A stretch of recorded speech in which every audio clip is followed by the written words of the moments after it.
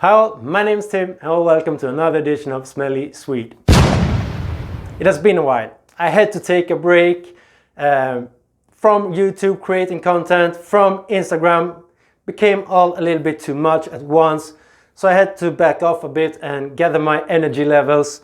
And when I first realized that I needed a break was when I was trying to record this video last time.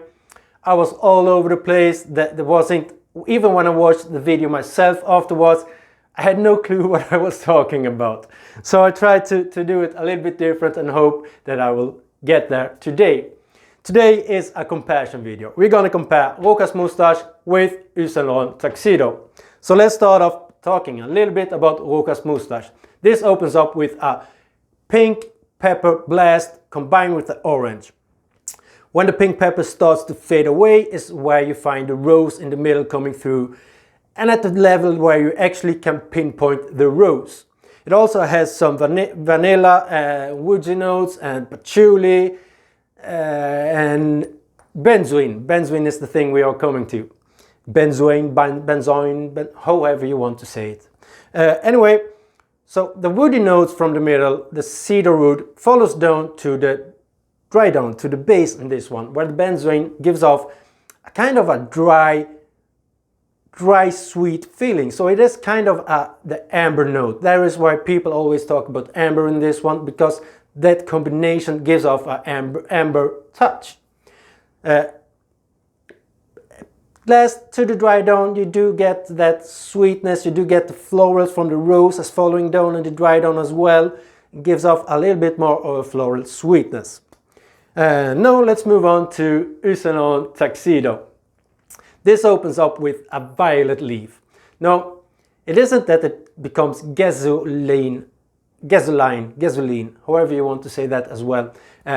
But if you ever have had candy from that has the violet taste in it, that is the way I think about this one, but not as sharp, prominent, but a little bit softer. But that is the violet I pick up in this one, combined with some bergamot and coriander to support that little bit more of a vibrant feeling to the opening in this one.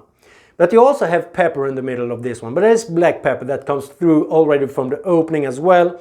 But when the violet leaves start to fade off, the pepper comes through and be a little bit more prominent.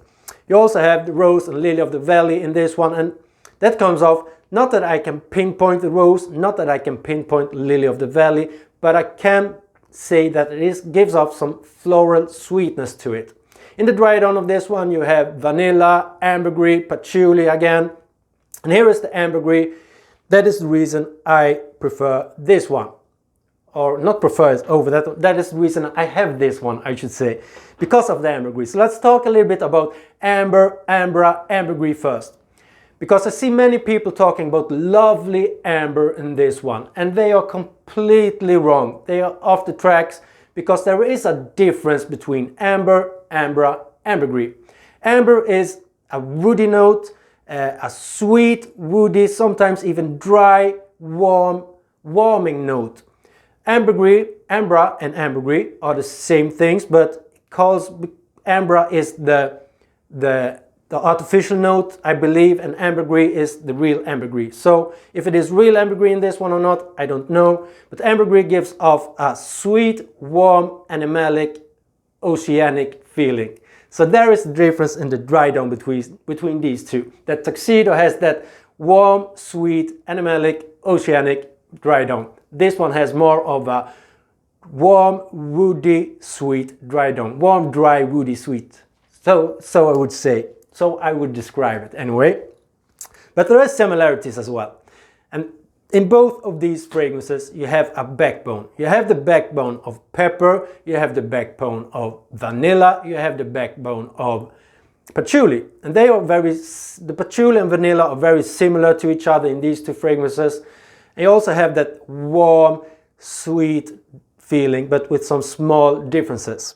So is it redundant to own both? Depends on what you value. I value the ambergris in this one, and that is the reason I have it, because ambergris is many times a hard note to identify in fragrances, because often it plays a supportive role. In this one, I do feel that you really can pinpoint the ambergris. Do I feel it is redundant in that case that I bought this one afterwards? No, because I do get better performance out of Rochas Moustache.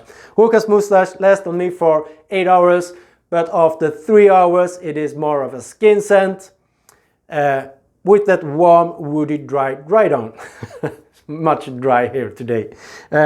This one lasts on my skin for 5 to 6 hours, but I do get useful 4 hours out of it.